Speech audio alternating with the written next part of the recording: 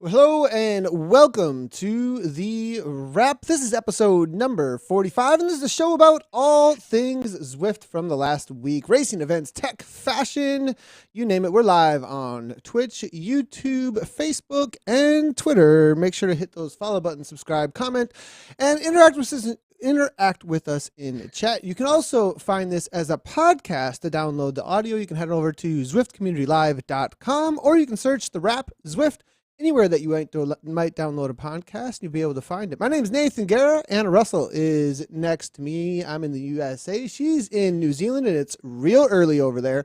And also Zwift season. But let's look at what we are going to be talking about for this week. Well, Chasing Pink is still going on, and the Giro d'Italia will be talking a little bit about the meeting of those two worlds. The UCI bidding process for Esport Worlds has been opened up. I think the assumption is a lot of times that it's just going to be Zwifts. Well, it's actually up for bidding. Pack Dynamics 4.1 is now in testing out in the wild for certain events. We'll talk a little bit about that. And then we're also going to be talking about what's coming up for Zwift Community Live and broadcasting, as well as a few topics for in real life racing that's going on in our own lives. Kevin Opele is our guest this week. He is the team manager of NZBro. We'll be talking to him about all things NZBro, especially since we are in the Southern Hemisphere's winter, or at least heading into it. And of course, we'll be talking fashion. So let's get right on into it. And as always, we always talk about what has been going on with us in our worlds of cycling for the last week, usually Zwift specifics, but we'll see if I can head that road at all right now in the middle of my summer. I do use it a little bit still, but Anna, what have you been up to? And as you said, cycling, I was about to start talking about running. Oh So gosh. that's really specific. Where we record this is I walk down a flight of stairs, and I was walking down this morning going, oh my gosh, I can barely move my quads. So part of that is preparing for this like ultra long trail run I have coming up, which I think is Which going to is be in not the a snow. competition, which is not, It's I gotta not, like, it's not, it's I not. have to really jump on that every time that you are going to be doing something that takes how long? How long is It's this going about to take you? 10 to 12 hours. 10 to 12 hours of something that seems like a competitive run type thing, but there's no finish line award or Not, anything. Like, not, and you're training no. for this. I mean, Well, that's okay. I get it. Some people Everest, and if it's that big of like a thing, I mean, if this is a real like accomplishment to no, do so this thing, this is like people in so it's like there's all these great walks in New Zealand, and slowly a friend of mine and me, gosh, that was terrible I said, knocking them off. We're running each one. So this is definitely not competitive. And I'll tell you how not competitive it is I messaged her after my long run yesterday and was like, yay, got a long run in. And she messaged back and said, stop training now. So she's like, I'm not she's fit like, enough for Anna, this. what are you doing? Like, you're turning Yeah. it into a competition for her. I Like, just don't want to be broken. So I yeah, realized, like, looking back after that Everest thing I did earlier in the year, like, I was broken after that for like 2 months, I think. So I just don't want that to happen again. Like, I need to do some training to get at least like my legs used to like impact and hills and stuff. So anyway, have you related that legs experience over to your friend? I mean, like, yeah, hey, she'll get it. Yeah, she'll get it. I used to coach her. She'll understand. She'll know like what I'm trying to do. But and then I did my awesome like in love, like hashtag love base work. So I did like some more base work miles last night with my a few athletes I coach. We get on Zwift on a Thursday night. Yeah, just like long, like good high torque efforts followed. It was actually one of my favorites. I'll say the session because like I wrote it and I was like, oh, I like this. And then when I was doing it, I was like, I love this session. This is amazing. So it was like 4 lots of 5 minutes at like green, so higher level green. At a low cadence, like 60 RPM, and just grinding in the saddle, but keeping really good form. So so my core is really sore today because all I was focusing on was like really strong core. Then straight from that 5 minutes into 2 minutes at like TT pace, so kind of your FTP pace. So 2 minutes at that at a cadence of like 90. And then after that 2 minutes, 1 minute at a cadence of 110. hmm. And then into like a little recovery, and then did that 4 times. Love it. Such a good set. Like it just hits lots of different sort of cadences and effort. And yeah, you finish it not completely smoked, but feeling like you've done something. You know, it's a How good long one. is the session? That one's just an hour, but sometimes Uh-huh. you could do it for 2, but you'd extend, you'd just double so instead of 5 minutes, it'd be 10 minutes, and the time trial effort would be 4 minutes. You know, like, so you can Yeah, double all the gotcha. efforts or make more intervals. Like it's such a flexible one. I love it.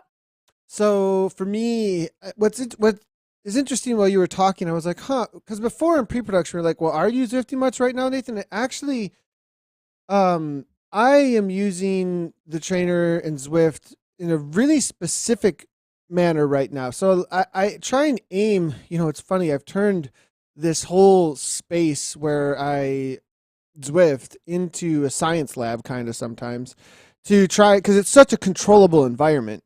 And so, I at one time I had a hypoxical unit in here, and we were doing altitude training. At other times I'm turning off all fans, I'm closing all windows, and I'm making it as hot as I possibly can in here. I've got 3 PCs, so there's like massive heat plus the body heat, and I'm doing heat training and so actually I was thinking, because before in pre-production they were like, oh, I don't know, but now I'm thinking, I'm like, actually I'm riding Zwift at least still 3, 4, maybe 5 times a week. If there's a session that's really difficult to do the intervals on, like a longer, like SST work or something, that's my SST long is a 2-hour workout with 30-minute blocks of intervals, 30 minutes, a little rest, 30-minute, and then 40-minute. And like trying to find some roads to do that at 300 to 350 watts, is like you're going so fast, and you're like, it's like, yeah, it's gonna. I was thinking about it today, like, how am I gonna get this workout done? And so that's really, really helpful. And then the other thing is, I don't live at altitude. We have a unit here, a hypoxic unit still, but the whole like sleeping in a tent, and it's a huge undertaking for certain amount of gains that would be there, but like the amount of effort to get those gains, you can actually find similar. Now you could double up on these. And real quick coach moment, like if I were trying to really peak an Olympic athlete, I would both have them do some heat training and some hypoxic training. Trying to find as much hemoglobin as I possibly could, try and get in their red blood cells as much as they possibly can. So maybe if they live somewhere where they can go to 7,000 feet and then train low, so live high, train low, live high, train low, that would be great if they could do it at home. But heat training also, there's some studies actually that have shown that you can get an increase also through certain amounts of heat training. So I've actually been using Zwift right now for that. You got to be really careful with it. I'm not, again, there's a couple of times recently where I've been like, consult the doctor. I'm not a doctor. You need to know what you're doing. Like, because heat training, it can be, you got to be smart about what you're doing. Go ahead. Have you done heat training? Because obviously when I've done Konas and stuff, I go up to like our local performance labs, and I'm in a like actual chamber where they put the exact conditions in, like the heat and the humidity, and there's like a bike and a treadmill in there, and you just do sessions in there. Have you done it in like not in one of those though? I wonder though, like if this is similar because this room gets insane. Like, I mean, seriously, like Gabby was upstairs and it was like 80 degrees out or something, and the windows open, everything, and she came down here and was like, whoa, like it's a sauna, like, whoa, because I shut the door and turned everything off as far as that goes that could cool things at all. But anyways, so that's what I've been doing, is like I've been using my Zwift sessions either for recovery, which I absolutely love it for, like some high cadence, just super chill though as far as wattage goes, move blood. And then the ways that I can sneak in marginal gains without affecting my intensity or my other like base type workouts that I'm still trying to like just keep a foundation as I get into race season. I find that Zwift is really, really helpful for those controlled environments where I try to implement other training stresses that might not impact or affect my high intensity workouts, but it's a way that I can find a marginal gain while I'm just chilling on the bike at home, which is super actually awesome. Yeah, I think, Amy Mundersev just came into chat saying there's a book, which I actually own, the book Raw by Dr. Stacey Sims. It has a section on heat training. I kind of use heat training for like two reasons. One is if I'm like racing in a hot place like Kona, you go do heat training. But actually another time I've used it, and it's kind of inadvertently, like sometimes I'll be in a like hard Zwift race or a session. Again, maybe I need to put a disclaimer, but you do you, just make sure you're doing whatever you're doing in a safe way and stop doing it if you don't feel good.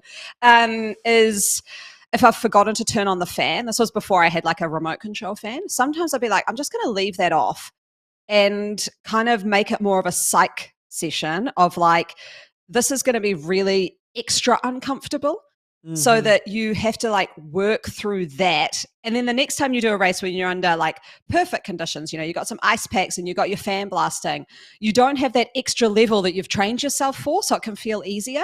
I used to do this with running as well. Like I'd do, because often in an Ironman, you come off the bike and you're not in a perfect nutritional state. Your stomach is so bloated because you've been eating everything you can on the bike and prep for this marathon. So you start a marathon like full. And heaps of people go, I had GI issues. I was like, did you actually, or did you just have a full stomach and you're not used to it? So I remember I used to do like, I'd just overeat and then go do my 3-hour run, like training run. And the run felt horrible because you're just like, oh, I'm sluggish and I'm getting stitch and this feels horrible. But actually you kind of have to train being uncomfortable sometimes. And so, I kind of use heat for that occasionally because you can really easily do that on a trainer. So there we go. Yeah, what I find also with the heat training is the adaptations for me, like in that space, you get okay. So this is what I wanted to say. Speaking directly to those who think about the fan not being an impact, like there's some of those diehards out there. Like early on, I remember being in the Zwift world and people were like, "Ah, fan, I don't know, whatever," and like they no big deal on the cooling. And like people who, for some reason, they're like literally like wear like a badge of honor. I don't use a fan, and I'd be like, man. So the other day, I did just like a recovery type ride with spin ups. I have the data matched exactly on top of each other, and we're talking 145 to a maximum of 55 beats per minute, even down into the 130s at times, is what this entirety of this workout is. No fan. I hit 180 beats per minute and didn't cub 170 after a certain point in the workout. If you Wow. don't think that a fan and cooling matters, you like I don't usually like it when people say "cuz science," but this is as "cuz science" as it gets. Like Yeah. seriously, like cooling is an ergogenic aid in this space, and you need to use cooling if you want the most performance out of your body 100%. But there's I another side. actually, yeah. Go ahead. Oh yeah, I was just going to say on that cooling as well, and I think maybe leading into like Zwift race season, this could be useful to have someone on, maybe in the sports science realm. There's a point though where I found it was slightly detrimental, like fan obviously, but I had one of those like no pins suits where you can put in all the ice packs, and I've got like a gazillion of their ice packs that you could put in. So I was like, I'm going to put in all these ice packs for this like race.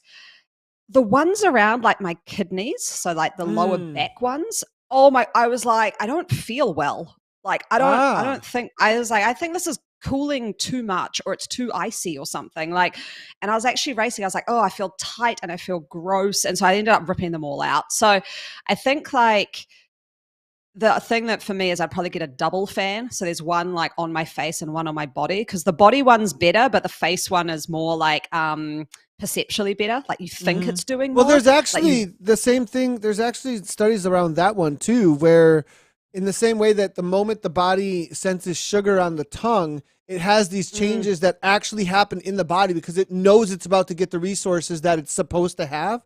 yeah, They've actually done tests where I watched this out. So shout out to Huberman Lab, but they did tests where people were doing pull-ups, and all they did was put cold packs on their hands or cold on their face for a very short period of time, and then they had another group that didn't do this, and the group that did this was able to do like a massive amount more pull-ups than the group that didn't do this.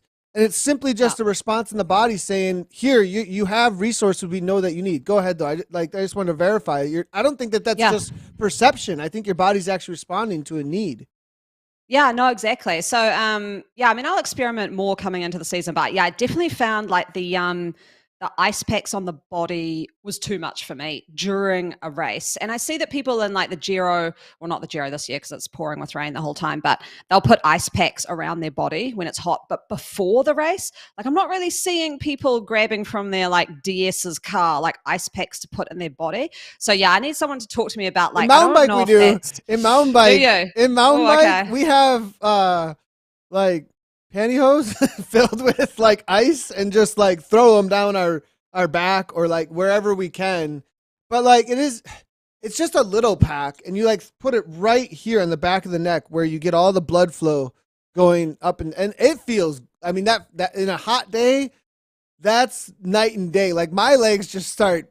Woo, I mean, I feel like I'm on cloud nine that moment compared to like not feeling like I'm about to die. So I'm 100%. I'm all about the ice in the middle of a hot. But again, I think it depends on where you're at in the race. Because if you're flying at like 30 miles per hour downhill or on a straightaway, and even if it's hot, you might not necessarily want that. But the moment you hit the climbs and there's not a lot of Mm. wind and all that, I think that's more where they're going to be throwing those.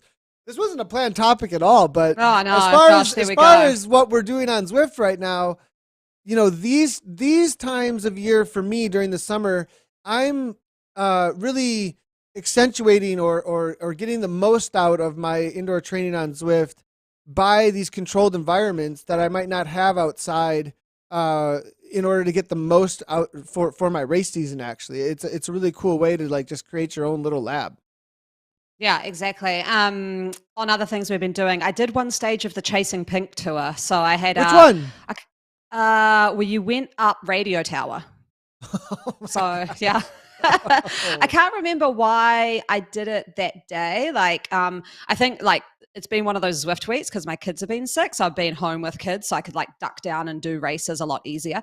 Well, not easier, but like I'm not going outside because I have to be home when they're home. So yeah, I can't remember why I did it, but anyway, it was a lot of fun. Like I turned up and there was some real like hitters from the New Zealand and Aussie scene, which was cool.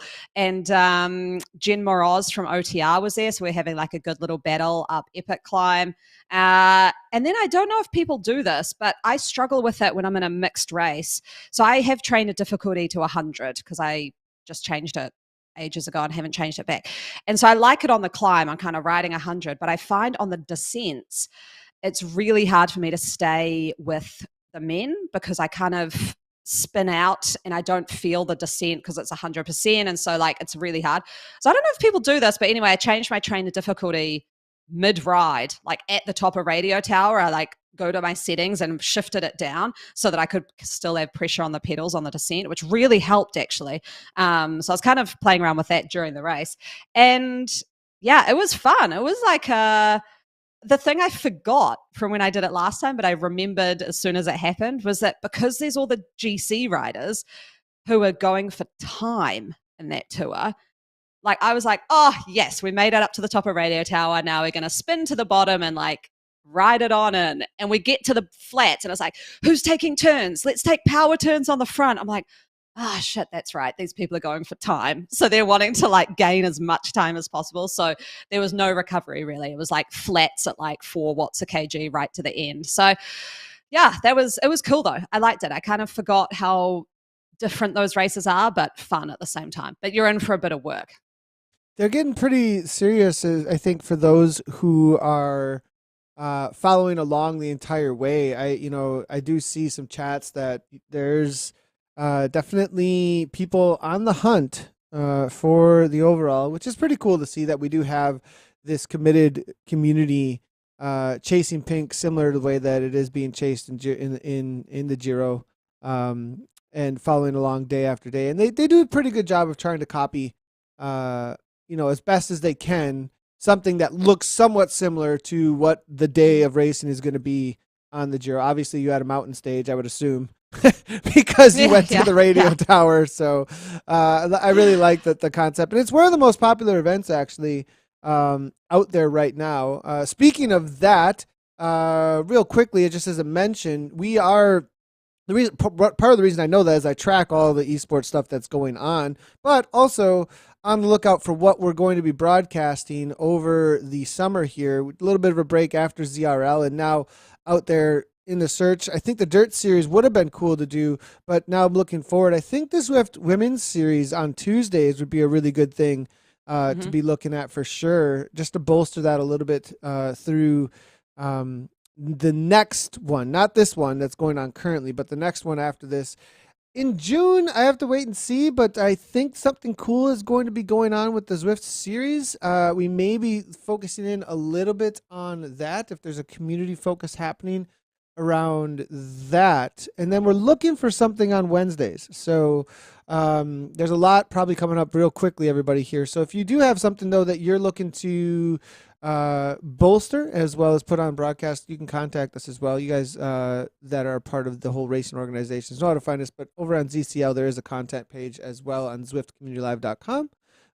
So head on over there if you are looking to get some broadcast coverage. So speaking of broadcast, then, that's a good little segue, because there was 3 world championships from 2020, 2021, and 2022 that have been broadcast for esports. And what may have been a surprise to some people out in the world is that they're up for bid. In the article that is over on Cycling Weekly, what also Zimmy UK is Christopher Schwenker actually wrote this, he's done such an amazing job in the community, picking up on all things esports and virtual cycling. On May 17th, he published this, that the competitors challenge Zwift's dominance in virtual cycling as UCI accepts bids for future esports world championships. And in the article itself, Christopher even wrote that a lot of those who are just sitting by and watching would have thought that it's a foregone conclusion that Zwift would just get these. But Anna, it doesn't seem that may be what is happening right now.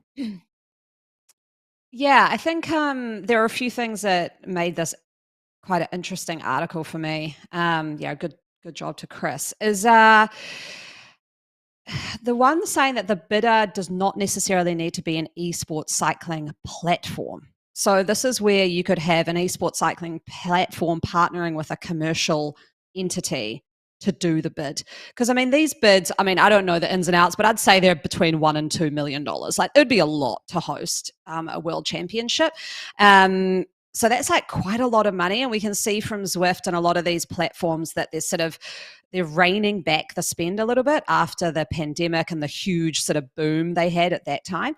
And you can see that at Zwift. They had some of the layoffs. They've really sort of seemed to be focusing their workforce and so I don't know if sometimes that amount of money is always achievable for a racing platform.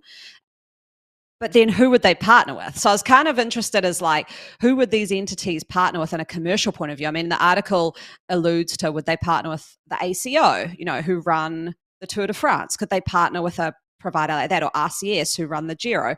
That would be interesting. Then they go through the sort of esport platforms that are around and whether anyone would at the moment actually be a competitor to Zwift. And it's funny because there are competitors in certain areas, but Zwift kind of is more the whole package. So, for example, My Whoosh would have the money because they seem to be giving out heaps of prize money. So they've obviously got some money there. So that's not the problem. But they've had some issues with, I think their big, huge prize purse event had this called catastrophic dropout at the start, where they had to restart the whole event. So obviously that's probably not good. And they've actually removed their bid because they thought that it would do irreparable damage to the brand if they had that out there.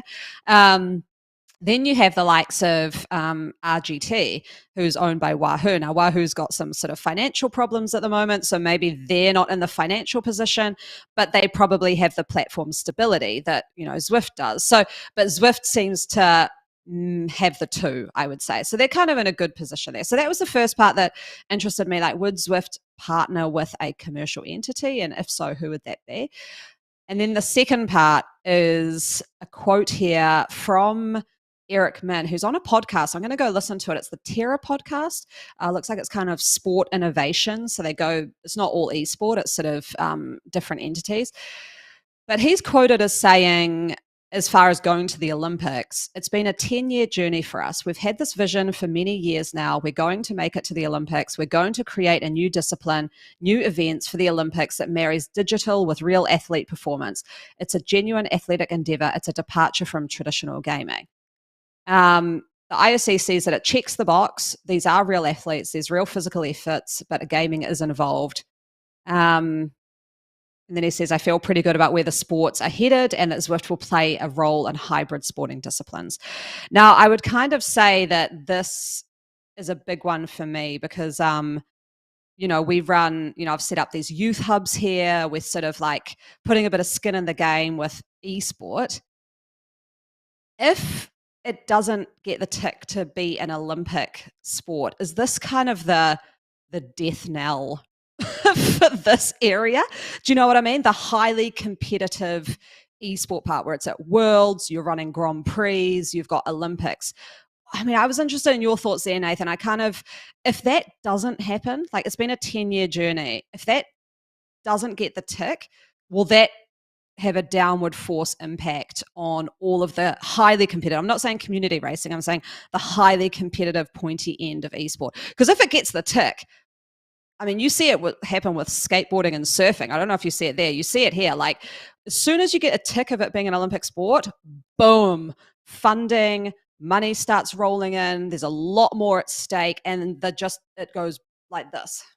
Yeah, and that we do see that, even in sports that. So before I answer your main question about if it does or does not, if it does get the tick, so this is changing topics a little bit as far as who is going to get the bid, because we don't know, and it would be interesting to see what comes out of the announcements in the coming weeks to months. But if it does get the tick, look, mountain biking in the USA, I can relate to with this, because there is a group of athletes that are searching after points to get representation at Olympics for our nation.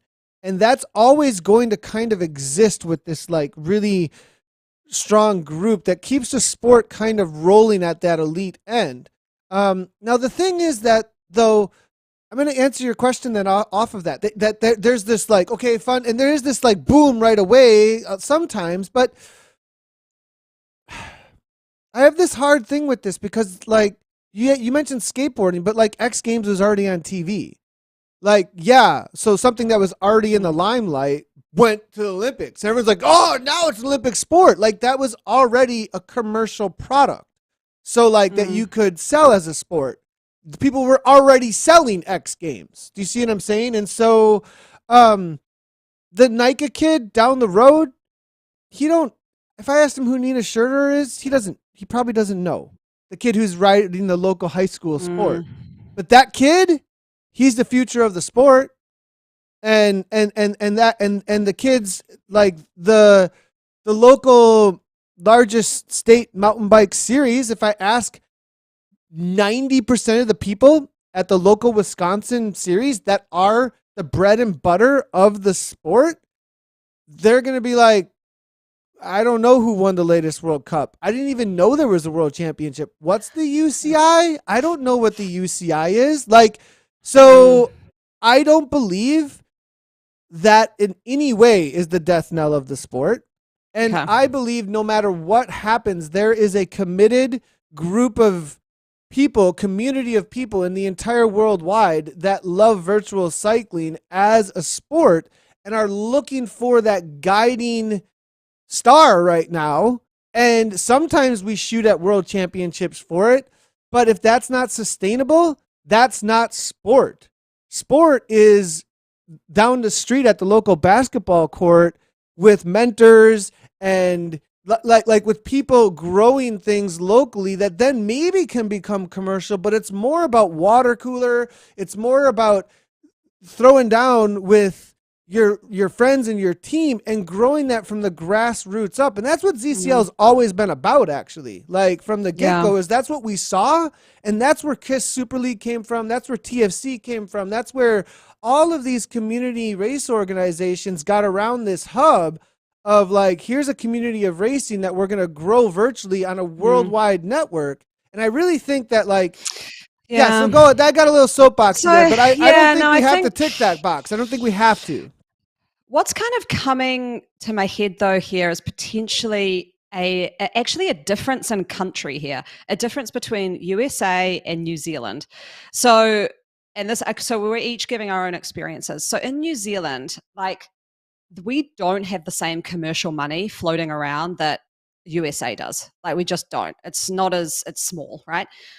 So if a sport makes the Olympics, the money that's injected into that sport from like a government level is huge for us. So that's why like you go to the skate park now, there's a ton of kids there, probably because that local club is getting like financial support to pay some coaches to run some things and get things going. So for us, I think we don't have as much that commercial element. So I totally like get you there. So say like you look at in New Zealand, say Zwift made it to the Olympics, like NZBro as the New Zealand Racing Esport organization or Aero in Australia would probably get a bit of funding because now they've got a pathway where you can actually send New Zealanders to an Olympics to get potentially a medal. So there's a pathway there. At the moment, it's like, oh, that just looks like a fun platform people are using. There's no reason to fund it.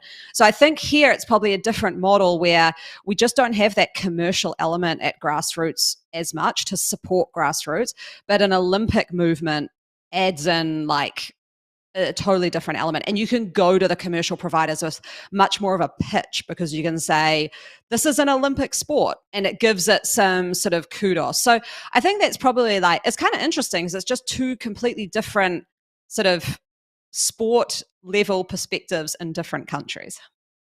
So, okay, I have a question on that because, like, what makes something a sport then, though, is my question to you. Like,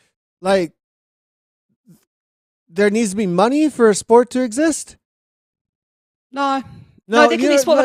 Yeah, yeah, that's what I'm wondering there is like, then what, help me understand that. Like, how does I guess the money helps in order to infuse like support for coaches. I could see that. So yeah. So okay, it gives gotcha. more like grassroots support top down. Yeah. Because gotcha. I don't think in New Zealand we have always the ability to support grassroots bottom up commercially, like to say, I guess like some do, like the big sports like football, like my son plays football and they've got like kit that has like a sponsor on it. So the club probably gets a bit of money there to pay for some administrators and do that because, we have a pathway into it's an cultural. Olympic sport. It's cultural, yeah, though, yeah, like, and it's right? Yeah. Well, that's not rugby. I mean, rugby's they get probably all the commercials. Well, that's okay. So now need. you're hitting like a tick box, though, for me, where like Vision Cycling, that whole thing I launched was all about what the heck is going on here. Why is certain things a sport that are culturally getting massive amounts of funding, and these pros are being paid millions upon millions, and pro cyclists are like barely making it sleeping out of their van? Like, what's going on here? And I did a whole study on that actually in my degree, and then launched Vision Cycling to try and help solve that problem. And especially with like a participatory sport, in the US, like, I'm gonna say it, people are probably like, for all the people who watch traditional and look, I watch football, I watch basketball, I like them as sports. It's just they're kind of associated with Cheetos, couches, and beer. Like, and I'm sorry, like there's a lifelong element to infusing a traditional sport into your culture that will create participation lifelong for health. And we're not necessarily giving our recreational sports space the best, of like, let's lower our health costs, go up front. You know what I mean? So like, yeah, I get it. Okay, so there's my little thing on that. So that was one of my sales actually, was with Vision Cycling, when I was going and doing like presentations on getting new kids on bikes and getting programs going, etc. But anyways, like, that was something that was looking to be solved with that whole program, was like really trying to, what is sport? How do you develop it? How do you make it a tradition and culture? And there is that whole thing of like trying to answer that. Why do people give money to them? Why do people invest in this? And part of it is just tradition. It is like, well, this is the thing my dad did, and this is the thing that I learned in high school, and this is the thing that and then you think like that's the thing that you spectate and watch because you've invested in it week in and week out in some sort of way, like a boyfriend or girlfriend played in high school, or you played on a team, or it was introduced to you in school sports, and then bam, next thing you know, it's like that's what everybody's into and watching, and you haven't invested. Anyways, there we go. That's the short version of a Vision Cycling presentation on all of that. But I think that I don't think we necessarily need to tick the Olympic box. I'm coming back to that, though. Okay. We need to create a tradition of virtual cycling as a sport with a guiding star in it. And what are the guiding guiding stars? And you know what? Like, if UCI and the Olympics can take that and like hold that torch up, great. That's awesome. If it's like lives or dies, though, based on like whether or not there's a big bid for money and commercial product, that's not sport. That's what I'm kind of getting at. Like, that's not why. That's not our why. That needs to not be the why. Yeah. I'd say so. I think, like from a New Zealand perspective here, if it made it to the Olympics, the discussions to grow the sport with better commercial support at a grassroots level would be a lot easier because it would legitimize it and there'd be a pathway. So I guess it's saying like it's not going to die, but it will make the conversations harder without that Olympics legitimization there as part of 100%. The sort of so I think that's what I'm saying, like the sport won't die. And I think this always comes down to the question of like, what is sport? Okay, but do you have like a thriving what's the come on, Nathan, now I'm like where you're like throwing the things down the ice and then they stop in the middle of the target. What's in the Olympic sport, winter sport? Ice sport. I don't even think we really have many winter sports. What's the ones on mountains? Nathan, I forget. But anyways, like there's certain ones that I'm curling. Like, but curling. There we go. Thank you. Curling. Like, is there a thriving curling New Zealand? Like that. You know what I mean? Like just because something's an Olympic sport, like some things are justifiably an Olympic sport that aren't a commercial product except for when they're the Olympics. Like, and that's okay because there's a lot of people all over the world who do it, who find it to be a very awesome traditional thing that are part of their culture. And I think part of what the Olympics does is celebrate the highest end of sport from like the worldwide pool of nations. I think that is a great why that doesn't necessarily have, so anyway, okay. We're all over the, well, but that's this topic is awesome. People are liking the topic. Yeah. Because I really, really want to see Zwift at the Olympics. Like and it's it's just the reason of the thing that is just such a bugbear for me is when we are, and I mean, you'd see it, Nathan, but I don't know if you care as much. I'd probably take it too bad. But when we're like producing and streaming events, there's always the emoticon there when someone's reacting to it that's a laughing one. And I know they're laughing because they're like, oh, like this is dumb. Cringe. Like, yeah. People racing like virtual. And I always look at that laughing one and I'm like, no, like these are people working and this is, in my mind, like a sport and this has got a community around it and there's a whole lot of passion here and don't laugh at it. Like this isn't something to laugh at.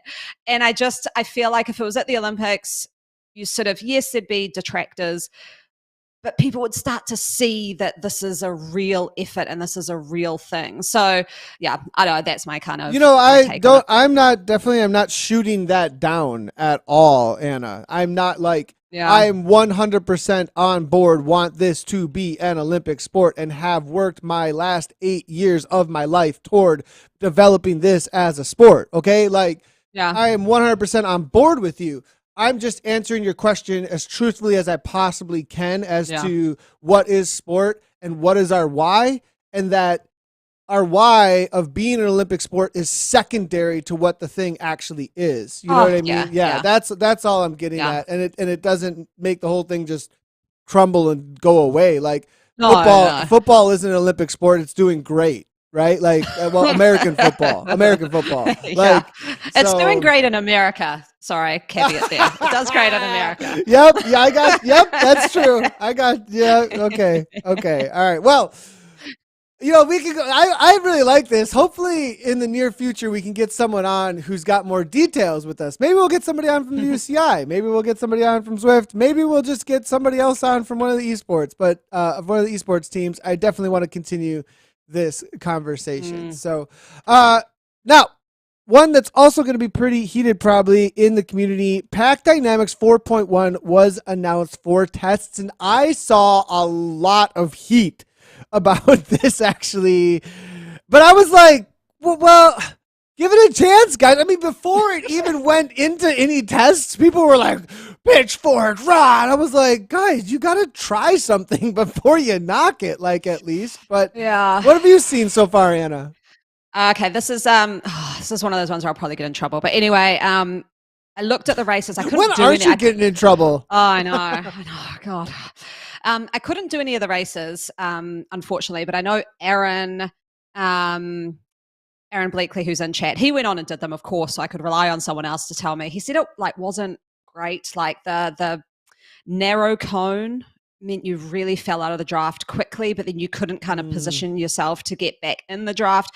I don't know if Aaron here will be able to tell so me really like the quickly. positioning of the avatar would be like out, and then you Yeah, couldn't like couldn't easily really jump get back back in. in I with already the have a pressure of the trouble pedals. sometimes Yeah. to get in. So And Aaron might be able to tell me. I think if you had steering, maybe you could do that, but not everyone has steering anyway. So I think it hasn't really hit the mark. Now, the part that I'm going to get in trouble for is so I'm like everyone knows because I've said on here, I'm racing mostly on a different platform at the moment.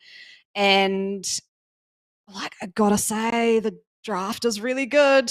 Like it's really nice. And I find it then hard because I go on Zwift and I'm like, oh, it feels a bit like not right, but I wouldn't be able to pinpoint it. It just kind of doesn't like I'm not joking on this other platform. Like they have wind, so it's a bit different. But there were like echelons that formed in a race, and I was like, oh, okay. Like that was quite good. Like that was really nice. Like it was a cross tailwind, and I was like, oh, there's a cross tailwind. I wonder if this would like digitally start to replicate. And I mean, it's not exactly like an echelon, but like I was getting like pushed into the gutter. I was like, oh wow, okay, like this is kind of interesting. So I think, and it kind of goes back to like the what we talked about earlier with like drafting dynamics. Is you like I think the issue for Zwift is they've built their whole drafting thing, and now they're making like incremental little changes, whereas say this other platform is going the reverse. They started with low and then are building incrementally up, if that makes sense. So it's kind of easier to do it that way sometimes because you can take response feedback really well because you've started sort of at the lower end, whereas Zwift already has had this whole drafting ecosystem there. And like I've said before, if they suddenly go in and change everything, people will just be like, oh my God, this is terrible. So they're kind of stuck in this mode at the moment of making like small little dial shifts that I don't think are always quite hitting the mark. There we go. Interesting. So on Pack Dynamics 4.1 for me, I have not tested it at all. What I am seeing, there is a great article actually over on Zwift Insider. The CDA changes, that whole like if you are not drafting and your power is 10% above your last 10-second average power, you will get a 5% CDA decrease, which is equivalent of a more aero position. So if you are not drafting and your power is 10% above your last 10-second average power, you get a 5% CDA decrease. So you actually go faster. You get a more aero position by producing more power. So it says that they have not changed the baseline CDA because they involve big discussions. Okay, but while drafting, you will have an increased CDA, which is equivalent of you raising your upper body and having a greater frontal area, just like you see your avatar doing. So I think this is about getting rid of too much churn, that they've been trying to get rid of that churn issue, Yeah.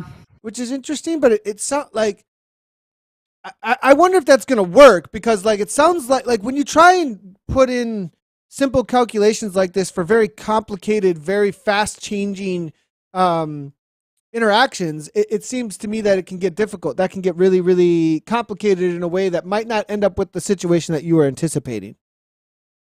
Yeah, and I'm seeing Patrick Baker coming into chat saying that he watched a race stream and the YouTube rider said that it felt like it was easier to get dropped, which I think we've heard from Aaron too, with the draft being a bit of a narrower cone.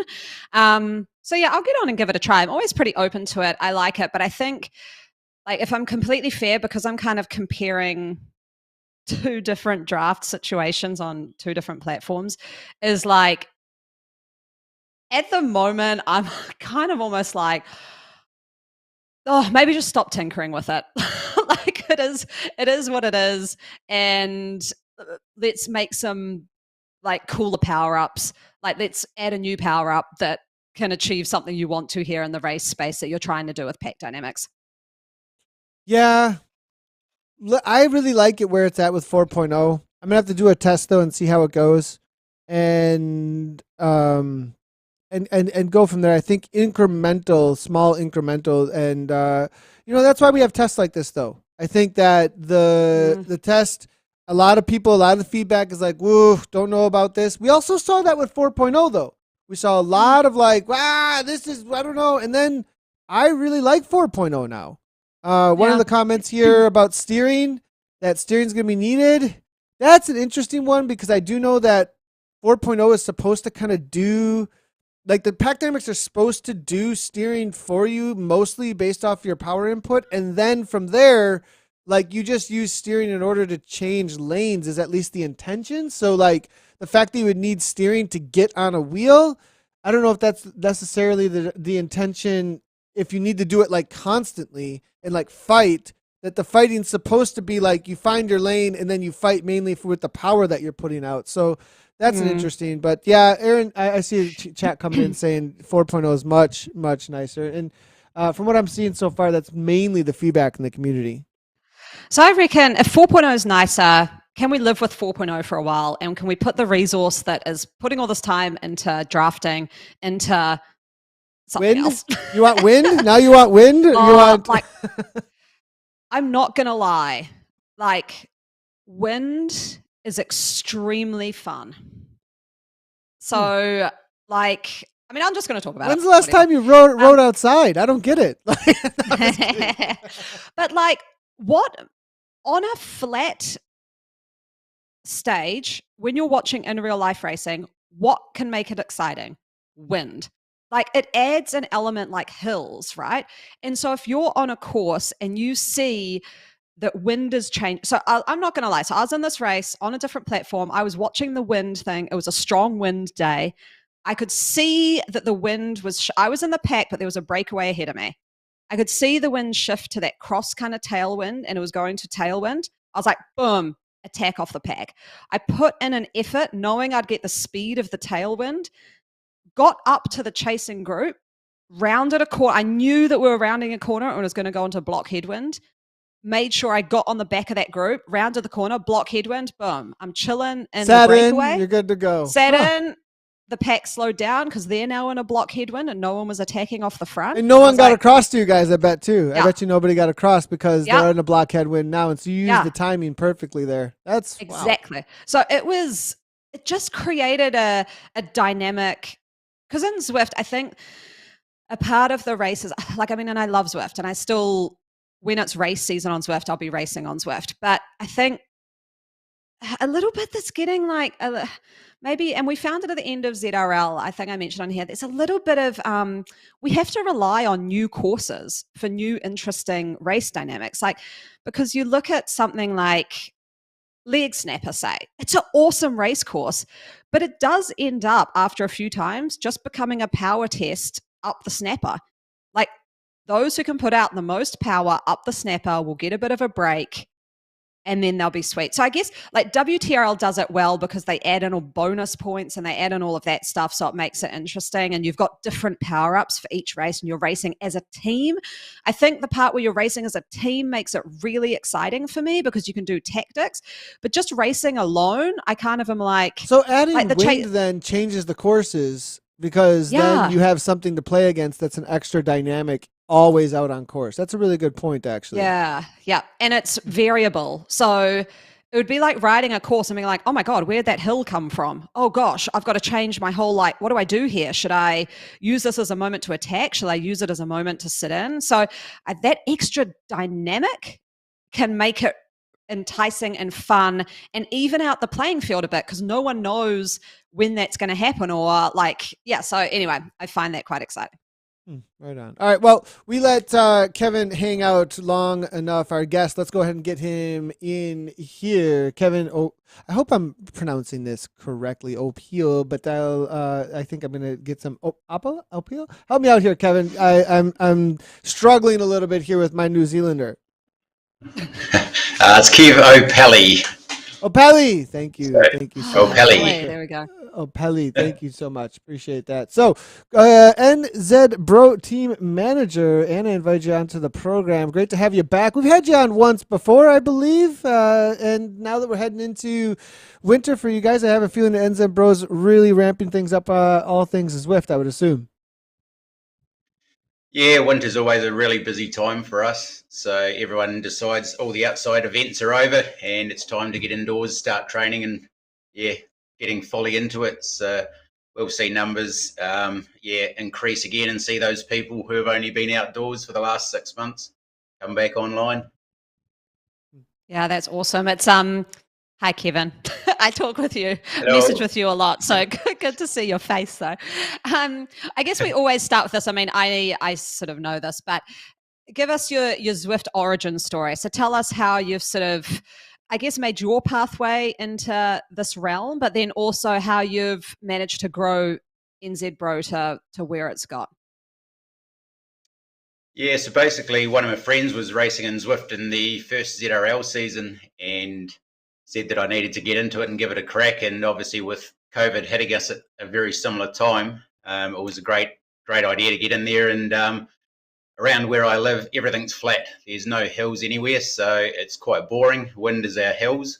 So the only way you can do something different was to get online and join Zwift. So there was no New Zealand team, so I joined AHDR and rode with the Australians. And I suppose for people around the world, that's like a USA person joining a Canadian team. So it was great fun and really enjoyed it. But I really wanted to ride for a New Zealand team. So we were having a few drinks one day, and one of my mates goes, "Why don't you just start a New Zealand team?" So that's what I did, and it grew from just 5 or 6 of us from Ashburton in New Zealand, and now it's all over New Zealand, Australia, and wherever anyone is really. So you recently did fast forward to now and really committed to this whole community. I mean, how many riders are we talking about here as far as NZBro, and like how much organization are you up to? Because it sounds like there's a lot going on in this space for you. Correct, yeah. So what I thought wouldn't be a hell of a lot to do is actually quite a lot to do.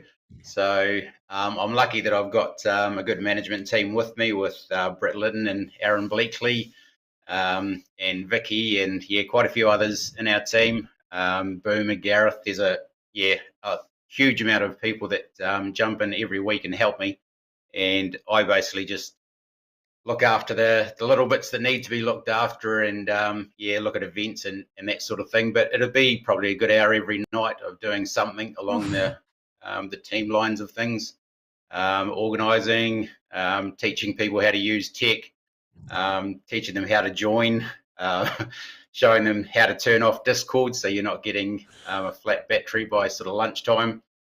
There's so much that goes on for someone new, and especially if they're not brought up with technology. It's a bit of a nightmare, and we've all been there where we've sat at the start of a TTT and not moved. So that still does happen, and a lot of it is about teaching and getting them involved. And once they get involved, the community just grows because they invite their friends, and that's how we've basically grown. NZBro is through word of mouth, and people are enjoying what they're doing, and they'll invite their friends along, and we go from there.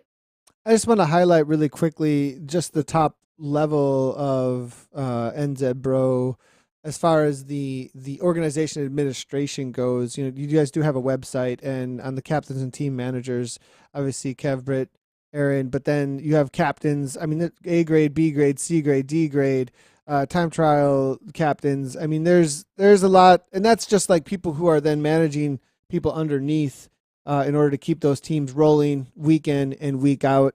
Absolutely love to see the amount of organization and effort that's gone in that you can see just through the website, nzbro.org. Good to see that you guys are really pushing things for New Zealanders bike racing online. Really cool. I've got to say too, like from a personal experience, I raced with the TTT crew a bit over the sort of ZRL season, and it was so easy. Like you just like went in and like filled out when you wanted to race and kind of whether you wanted to be competitive, social competitive, or purely social, and then you get added to a team and you've got your Discord. It was very easy. So you guys have done a great job there because you're removing those barriers to entry, which we all know, where you're trying to like be like, oh gosh, the number of conversations and Discords. What time works for everybody? When is this? Who can do it? And it's like, oh, this is so frustrating. And you've made it super easy. So yeah, you've done a great job there, Kev. But as well, I specifically wanted to have you on the show because we mentioned it on the pod last week. I think you were doing it on Saturday, New Zealand time. You rode 24 hours on Zwift? Yeah, so one of our teammates obviously got some bad news, hit with 3 bad things with a death in the family, health, and then losing a job. So I thought, why not do something stupid with him doing his first lot of chemo that week?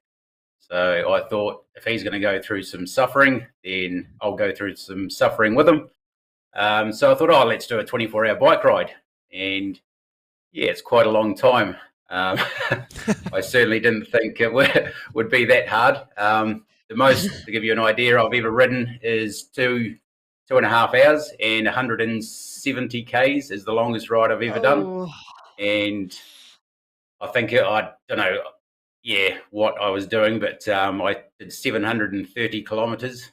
And from hours 12 to 16 were pretty blurry, let's say. So yeah, it takes quite a bit, and probably food was the worst part of it. If I was to do it again, I'd definitely have a better nutrition plan. Yeah, so that was pretty average, to be honest. And that's a big jump. That's a big jump from like 2 hours to 24 hours. I mean, that's a massive jump. And if you ever you're not used to, I mean, that's a very specific exercise. Coach Nathan is coming out and going, you didn't train any fat adaptation or any, like that was literally like you just were going off of the glycogen stores in the body every time you went. That's fine. Like hour and a half of riding, great. But like you want to get into endurance sports, like that's a whole, like the super endurance stuff, that's a whole nother world. Yeah, and the scary thing is everyone's like, so how long have you been training for? And I was like, I haven't trained at all. And they were like, are you going to make it? And I was like, are you going to make it? We're going to find out. And it's one of those things that you have no idea what's going to happen. And because you've posted it, you're like, we're going to have to go here. So there was no. So what did you do, Kev? What was I know there were some people joining you for the graveyard shift, and what was the course? Like, did you do just loops of the same course, or did you kind of just follow pace partners, or all on your own, or specific routes? Like, what was that? How did you approach it? We started with TikTok and we cruised that for I don't know how many laps, but you watch the avatar go round and round once you finish the ride, and it completely whites out the entire road to give you an idea of how many laps you actually do of it. And I think around about hour 18, we got bored of that, so we started free riding, and that caused a bit of havoc trying to get everyone to turn the right way and follow us. So we ended up zigzagging back through everywhere to find everyone to get them back to TikTok, and that's where we finished the last hour with everyone sort of joining. So it was quite interesting, but having guys jumping in, we had people joining us at 1 a.m. in the morning, thinking that it's going to be quiet for me. They'll come on and talk. So about 6 or 7 people constantly with us the whole ride, talking and joining, and probably 20. We rode in pink, the Zwift pink kit, the level 20. Level 20. And every now and again you'll see riders join us. You'll see a flag from somewhere else, and then probably 5 minutes later they'll change their top to pink to match. So that was quite cool to see the community involvement from around the world sort of joining in with us, and it really helped. So kept you motivated anyway. But the last 20 minutes I was having to tell people on Discord to slow down. They jump on and they're keen as, fresh as, and just want to keep lifting the pace. So it's, I was like, hey guys, you want to just ease up a little here? So yeah, definitely, something that I'm glad I did, but not 100% sure I'd probably do again. Bro, did you have a good celebratory moment though at the end, like when you were done with it? And was there a good crowd with you toward the end of it, or did everybody kind of petered out and disappeared? No, we had probably about 20 something riders at the end. Nice. So yeah, it was real good to actually have a few people there at the end. So, and the guys riding with started with me and joined at the end as well. So You've ridden Zwift longer in a row than I ever have, Kevin. I've never done 24. Like 24 hours is it? That's a big. My longest was charity ride, WBR, like 2016 or 17, I think. I did it 13 hours. My absolute, and that was like, I'm done. I think I went and lay down for a week or something. Like it was just like over. So that's a massive effort, especially with no training. Like there's relative effort too, right? Like on a scale of 1 to 10, your RPE for that was probably 10. Yeah, it was pretty stupid, to be honest. So, well, did you do something stupid for something good though? You were stupid for a good cause, right? Yeah, exactly. It was. And I think I saw in the NZBro Discord, something's come through from the Dirt Fund as well. So we know Chris Schwenker, ages ago we talked about it. There was Zwift was releasing micro grants, and the Dirt Fund got some micro grants. And I think you've been the recipient of one of those for the this charity ride or the work you're doing there. So can you tell us more about that? So I'm in contact with him constantly. So he sends across some funds for the rides, which is always a bonus. We've also been working with the Masaka Cycling Club as well, which is over in Africa there, and their biggest issue was obviously technology. And I see Zwift's been involved with that and getting them some Zwift hubs sent over there. Because I was saying to them, you guys are never going to win without 8 riders in this TTT. And then he messaged back and just said, Kev, we've only got 6 trainers. That's why there's never 8 of us riding. So it's just one of the limitations you find and you don't really think about. And communications, you can't DS for them because no one can speak English. And so you're basically I was filming races and then I would go over top of it verbally, and then someone would translate that into their language, and then they would watch it over and over, and that's how they were analysing their TTTs, was through video clips. So we would send it across, and I'd video edit it for them and say, this is why you're getting dropped 15 minutes in, because you're using more watts here where you shouldn't be. This is where you need to be. And that's been how I've been helping them, because there's no other way you can help them without either sending money across to them, which we haven't got heaps of money to be to be throwing around, but we can help them some way or another, and that's the way we decided we could help them. Yeah, that's awesome. I think as well, Kev, we had a chat. I don't know how much of it you were listening to. It was a long chat sort of around esport and the direction and all of that. I think I'm keen to hear from you because you're part of like a big esport racing community as well. Where do you see this kind of going into the 2023-24 season and beyond, sort of from NZBro, but even if you've got your own insights of being a part of this ecosystem, where do you want to see it go and where do you think it's sort of going? Yeah, probably the biggest thing you find is the how would you put it? The national bodies of the sport struggle to see cycling and esports as one sport. They don't see the benefit of esports helping cycling in real life, for example. So you speak to cyclists and they're like, oh, you do esports. Oh, okay. And they don't actually see there's any benefit to cycling. But if you look at New Zealand, for example, we'll have people in the middle of nowhere, that bike in a community and then all of a sudden join an event to join someone that they know online. And I think that's what cycling needs to look at, is how are people joining cycling?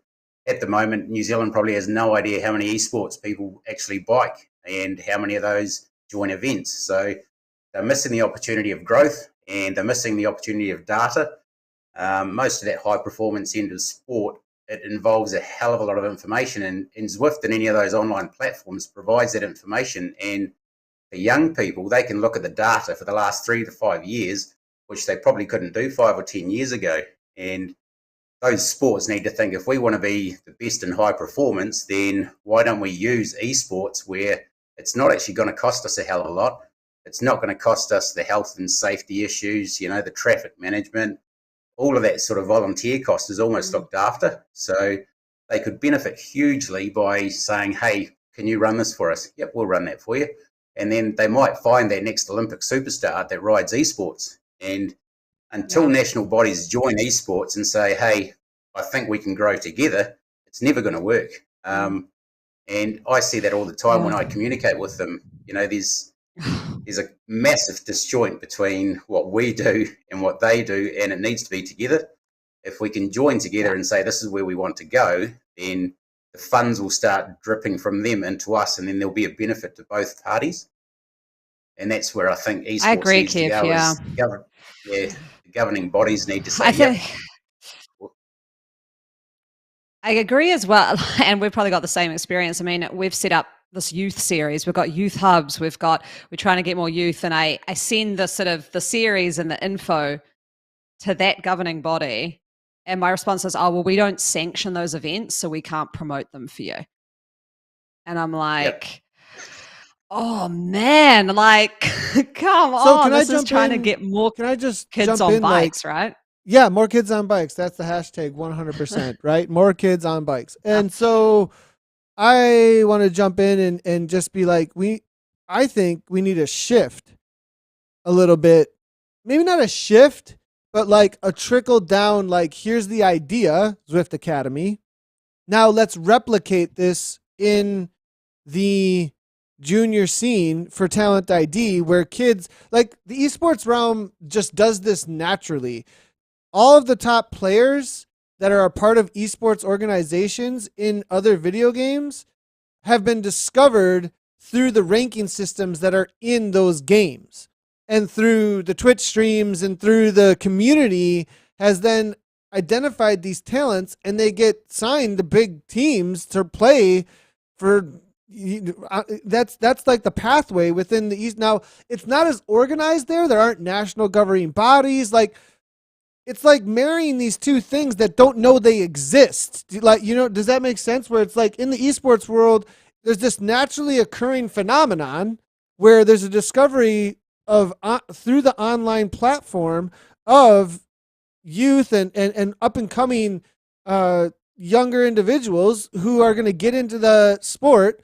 And then within the cycling space, we have a very old traditional way of doing things in real life cycling that just doesn't even know that it can use that, it seems like. And so I think connecting those two through a talent ID, my hand's up. I think Anna's hand's up. Like you need somebody to help with that space. Like, let's run a NICA program around. But I think there's also online spaces, and youth have always, I do want to like throw a bone out there that's been a struggle though. I know for Zwift to fully embrace in a public way, because you ever notice, like, when I set up all my kids' accounts, they're free up until a certain age, but they're totally private. Like, nobody can see them, nobody can interact with them. So there is this, like, how do you and I'm wondering how, I haven't really looked into this that much. How do other games get away with it, like, without having the legal implications that it seems like Zwift seem to have around that space? Like, that might have been one of the holdups here, is like, it's just too complicated with kids and we don't want to get in trouble. That might have been a thing there as well. Anyways, I don't know if I just derailed the conversation, but I feel like there's opportunity here. I'm 100% on board with, and that's interesting to me then that New Zealand, I feel like USA Cycling has embraced it a little bit more. Maybe not on the junior side of things, but I feel like there's some national bodies, Belgium, some others, that have really jumped on board with it. Yeah, I think Kev you talk about it a bit more. Yeah. Yeah, I mean, you'd probably say I harass them probably. But yeah, I send them a lot of stuff, and yeah, I've managed to get it into their road and track program now. So it is actually listed in esports as they're actually part of their pathways. So it has taken probably a year and a half of constantly banging on the door for that to happen. But yeah, it has been put in there for the future, which is always a bonus. So yeah, they are treading slowly, I suppose. And I think once someone within the organisation sees the benefit that it does have, then yeah, we will see some good leaps forward. But let's just keep our fingers crossed and hope that something does happen earlier rather than later, I should say. So yeah, Squeaky wheel gets the oil, Kevin. Squeaky wheel gets the oil. Yeah. Especially if you're heading toward a good and that thing's not moving and people think there's a need. You'll get there eventually. Yeah, exactly. You're banging enough times, something's going to happen. I love it. You can see here I'm probably being a little cagey. I'm probably not saying as much as I want to say, but I'm speaking through a little bit of the frustration I feel in this space sometimes. I've seen Chris Schwenker has actually come into chat to say he's writing an article currently where he's been interviewing national federations on this very topic. So once that article comes out, we'll probably get him on the show to talk more about that. Because it is awesome. probably an area that we've had a bit of discourse on today, and I think there's a lot more that we could talk about in this space. So, Kev, so NZBro, I mean, obviously huge growth that you guys have experienced. You've got a slick operation as far as the TTT. I know you guys have got so many teams in there. ZRL you represent.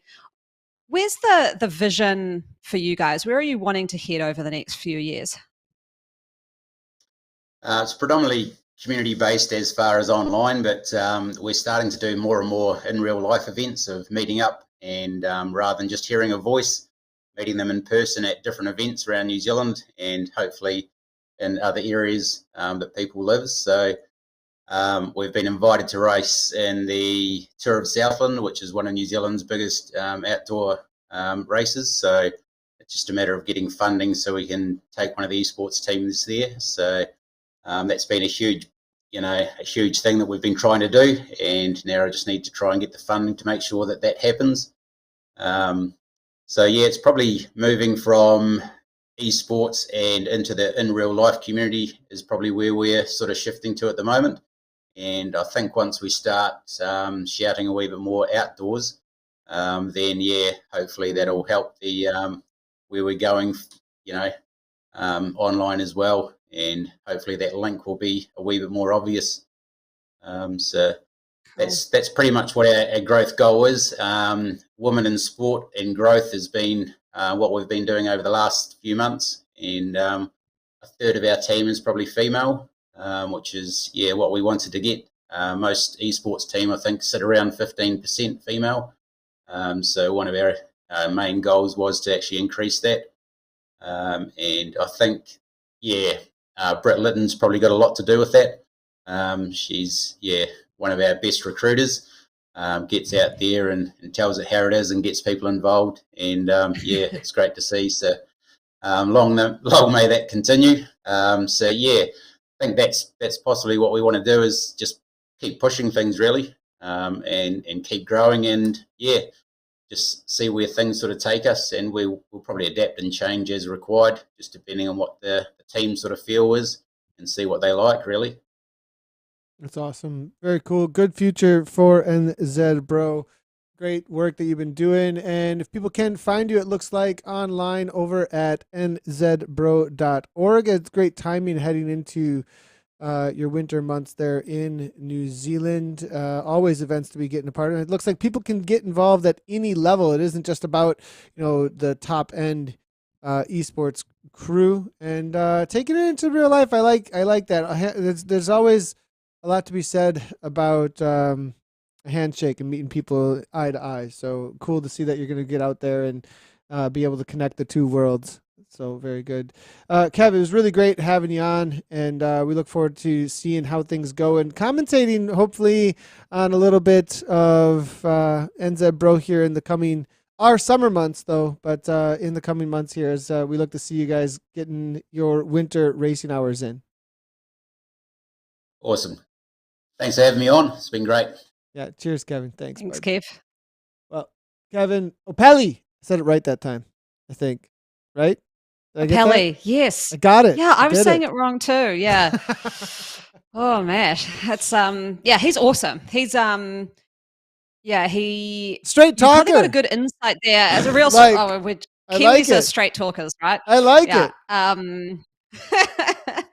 it. You should talk to Brit. She's even more of a straight talker. But the you can probably see, I guess you've probably got a bit of an insight here into a small country sport operation, right? As to like where we get support. And that's, I guess, where it harked back to that Olympic conversation we had earlier, like for federations to take it seriously and how much we rely actually on those national federations, probably more so than other countries, I think.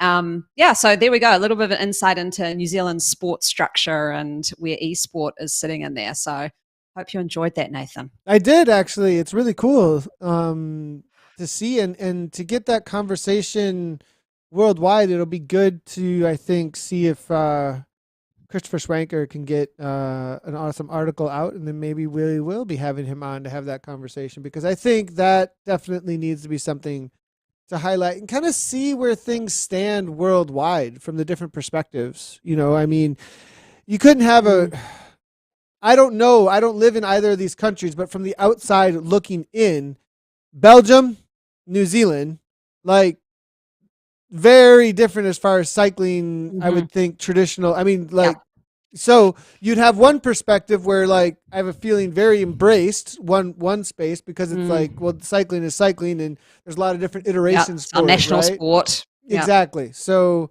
whereas maybe another country But that's then still trying to get a stronghold for it. But then again, Belgium, it'd be interesting to hear the perspective there, because it would be the national sport, but would that go against them because it would be so ingrained in tradition? Yeah, I think there's how much openness the culture has too. Like because some of the very traditional cycling cultures are like, that's not cycling, get out of here. And then others, not so much at all. It tends to be the ones that are in the colder areas. I think they're like, no, this is cycling. Yes, this is definitely cycling. Yeah, exactly. Oh, cool. Well, I'll be looking forward to that conversation. We'll probably have it leading in, if we can get Chris on, into the because that IOC thing in Singapore is happening soon, like June.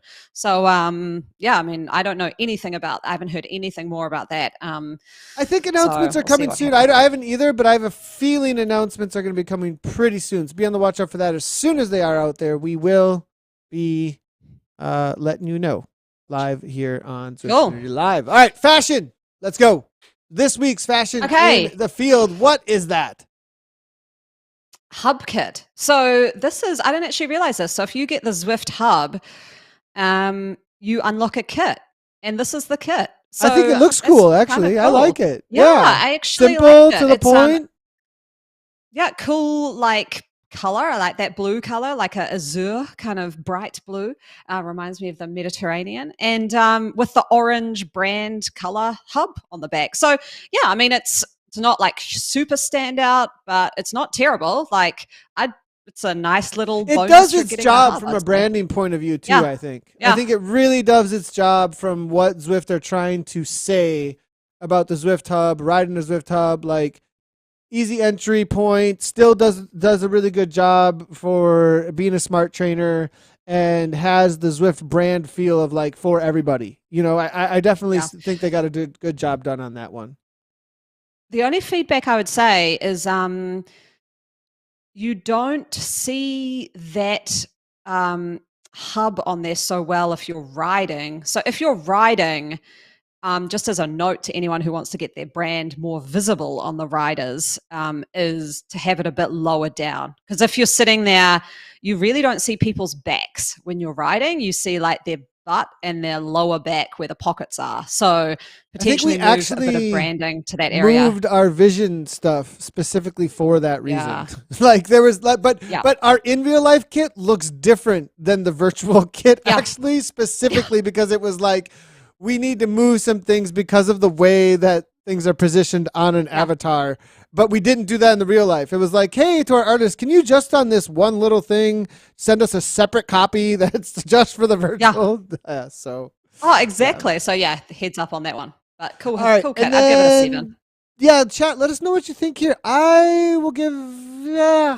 Okay, I'll go with 7 too. I think 7's a good one. Okay. 7. I'll Easy give it a answer. 7. There we go. 7's good. And then the garage pick of the week, the Tron. Wow, this is quite a pick. I know. Like we just like casually picked the Tron. What? I know. Okay, so first off, I want to say, like, I don't hate the Tron. I just don't often pick it as my bike, but I'm riding it at the moment in game. And for the reason of that, so I'm kind of going more specific here, is what is the best color choice of the Tron? Taking out the glitch Tron that's white, which is obviously the best, or taking out the like two-tone where you get the dial just right and it makes two-tone, which is also obviously the best. But just generally picking a color. I mean, it's just because I don't like the orange so much, but Tron bike, I always go the aqua kind of blue, and I was kind of interested, or the deep purple I like. I was kind of interested to know, like, do people just match it to their kit, or is there like a color that looks the best for the Tron, like the bright yellow? You know, like what do we think here? Like, because I often see only 1 or 2 colors out there, which is the bright yellow. That's true. And- People usually go one Yeah. way or another, don't they? Huh. Like I don't see a lot of green. I don't see that a No. lot. The green Tron. I see mostly yellow or kind of that blue. Unless you ride for The Evo, blue you're color. always in like that pink purple. Always in pink. Yeah. Always pink purple. I think a lot of people match it to their kit. Like when at least for me, the moment I put on any kit, then if I'm riding the Tron, I just go over to the colors and just match it up real quickly. Okay. the So it's a most kit match thing. popular, yeah, I really think it is a kit match thing. I really do.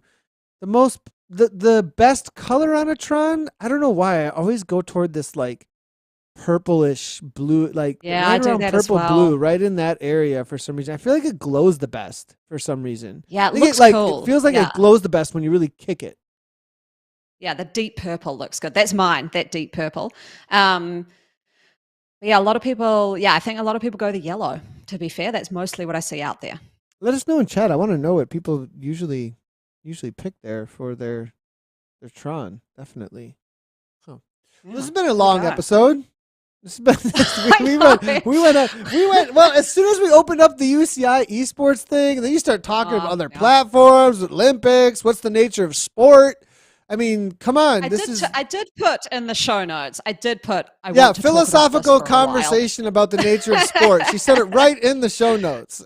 I know. Yeah, exactly. I said this is going to be a long chat. So thanks for that, for bearing with us. I think people enjoyed the sort of the discourse on that. I want to talk about it more too, specifically as we see what's happening with that event in the IOC.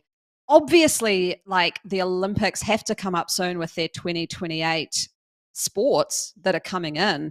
So I think these decisions will be within the year, I would imagine. 100%. Oh yeah, for sure. They'll be pretty right around the corner. So, and I think there's plenty in the community to have on as guests for that, with lots of awesome opinions, inside information. Speaking to you, Mr. Schwanker. So, all right, everybody, let's see you next week. This has been episode number 45. 45. I was thinking about this last night when I was making the post. We are coming up on 52 really quick here. Our 1 year. Oh, and I know what we're gonna do. A podcast. Yeah. Oh, we're doing something. We have extra work now. What are you doing? Yeah, we're gonna do a podcast ride, and I'm just like fingers crossed a portal will be open, because we'll make it a portal podcast ride. I think that we could call it that, portal podcast ride, and it'll be around the time of the Tour de France Femme avec Zwift. So yeah, there we go. 6, because it's like 6 or 7 weeks out from now. So it'll be July 6th or July 13th. That's what we're looking at. I'm pretty sure July 6th or July 13th. You should get a 52. We started get a this kit unlock. podcast in the middle of summer, like literally in the middle of summer. Like What? That's at least Northern 'Cause it was Hemisphere winter summer. Well, it's for winter me. for you, and you're like, hey, Nathan, you want to do a podcast? I got nothing going on. Let's go. Like, Yeah, exactly. You're like, what? I've not even been on Zwift in months. It's summer. oh my gosh, it's really funny. So we're almost on a year. It's absolutely awesome. We really appreciate everybody who's been following along. We've been live on Twitch, Facebook, Twitter, and YouTube. Make sure to hit those follow buttons and all that good stuff. Comment, like, subscribe. It's really, really helpful, actually. And also, you can find these all as a download audio version for podcast. ZwiftCommunityLive.com will be uploaded there very shortly, as well as just go ahead and search Zwift and the Wrap, and you should be able to find it. I'm Nathan Guerra, Anna Russell. Thanks a lot, everybody, for tuning in, and we will see you next week for episode number 46. And until then, as always, ride on.